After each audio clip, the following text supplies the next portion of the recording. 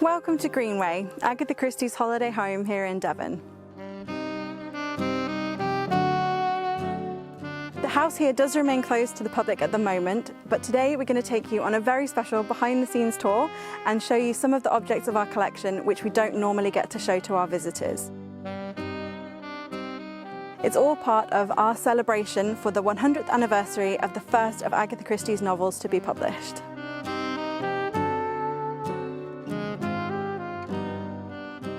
And now we're in Agatha Christie's library, where we're lucky enough to be able to show you two of her very special first edition novels that we have in our collection, and I'm going to tell you a little bit more about how we look after them.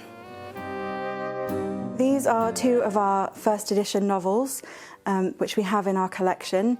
Dead Man's Folly, which is the novel of Agatha's which is most set at Greenway, featuring the house, the boathouse and the battery.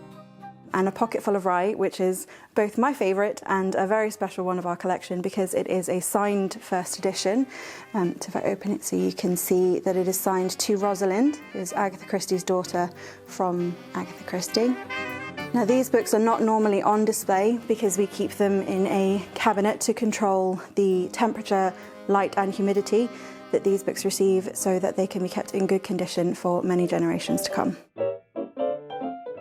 Now we're in the drawing room, which was a really important room in the family life of Agatha Christie.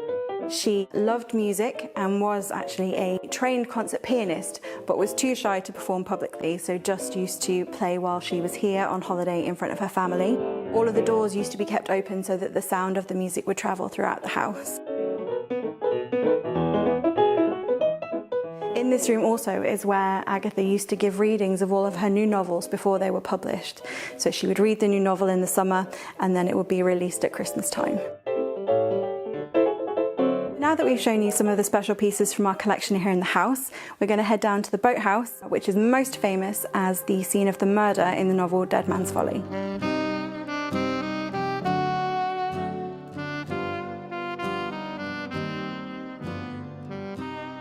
Ashley, our senior gardener, is going to tell us more about what makes the boathouse special. It dates back to Tudor times, and actually at low tide you can still see the remnants of the brick Tudor slipway that was there. The Trust has spent a lot of time and money restoring this building to preserve it for generations to come, and it's actually funded, as well as the furniture inside, by our raffle ticket sales and also gifts from centres and associations. So thank you to everybody who bought a raffle ticket, who made it possible for us to restore and care for this building for generations to come. We've now come up to Top Garden, which is an area of the garden. It's pretty much the furthest point you can get from the house. It's an area that is open to the public, but not many people make it up here, and it's the highest point in the garden, so on a hot day like today it's a task, and I kind of understand why, but it really is worth coming up here. It's where Agatha and previous owners played about with plants. On a south-facing bank, with the river estuary just behind us here, on the South Devon coast, we stay warm and it's humid, so plants thrive from all over the world.